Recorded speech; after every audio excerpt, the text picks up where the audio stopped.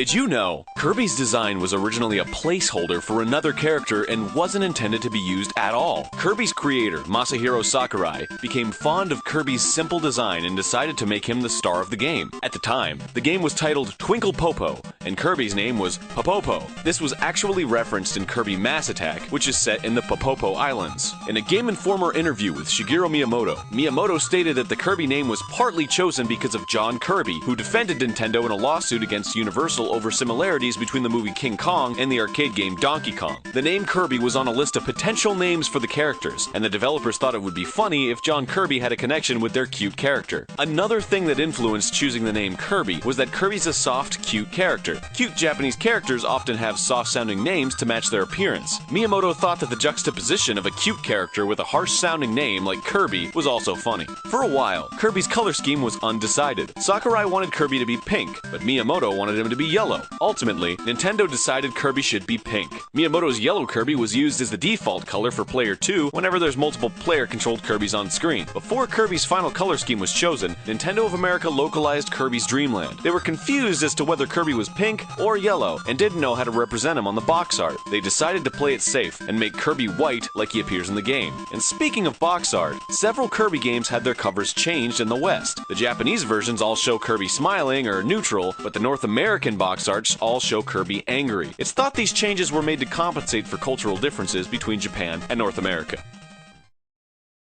Kirby's Epic Yarn wasn't originally a Kirby game at all. It started off as a game called Fluff of Yarn and starred Prince Fluff. The game was reworked over several months to fit more in line with the Kirby universe. Kirby took the lead role, and Prince Fluff was pushed to the side, becoming Kirby's partner. Kirby's Return to Dreamland also had an unusual development period. Development began shortly after Kirby 64, The Crystal Shards was completed, meaning Return to Dreamland had a development cycle of 11 years. The style of the game started off very similar to Crystal Shards, with 2D movement on a 3D environment. It also supported 4 characters. This is the version of the game we saw at E3 2005, and was set to be released that same year. The game was scrapped due to problems with the 4-player mechanics. The second attempt at making a new Kirby game was a sort of open-world 3D platforming game. The developers didn't feel the game achieved the level of quality they were hoping for, and it never reached completion. The third attempt returned to the side-scrolling roots of Kirby, but had the graphical style of a pop-up book. The developers ultimately realized that the previous attempts failed because of the focus on multiplayer, so they decided to refocus their efforts on creating a fun single-player game. This final attempt used some elements from the failed experiments and became Kirby's Return to Dreamland.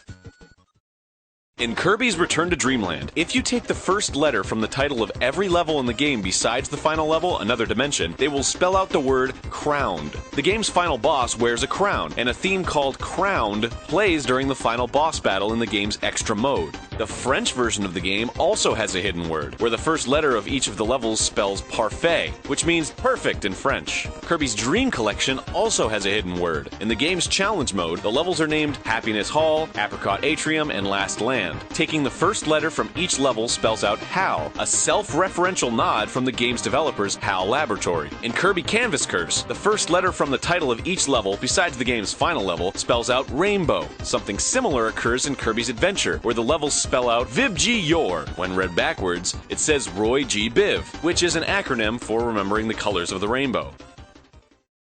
Kirby 64, The Crystal Shards' fifth world holds a rather bleak secret. You might notice that it bears a striking resemblance to Earth, but is entirely frozen over. The world has factories full of robots, but with no biological operators in sight. Nintendo has said that the inhabitants of the planet all had to move, presumably because of the climate. This has led fans to speculate that Shiverstar is actually a post-apocalyptic Earth. It's not sure what Nintendo's intention was when making Shiverstar, but it could be some sort of statement on climate change, or possibly even a suggestion that Kirby takes place in our own universe. In the Spring Breeze fight with King Dedede in Kirby Superstar, you can see Toad, Mario, Luigi, and Birdo making a cameo appearance in the stands. What makes this cameo even more interesting is that these aren't the only characters that were meant to be shown. Scrolling outside of the viewable area of the screen will show Princess Peach, Poppy Bros Jr., and Bowser. Princess Peach was partially viewable, and this is probably why she was moved to be fully viewable in the stands of Kirby Superstar Ultra for the DS.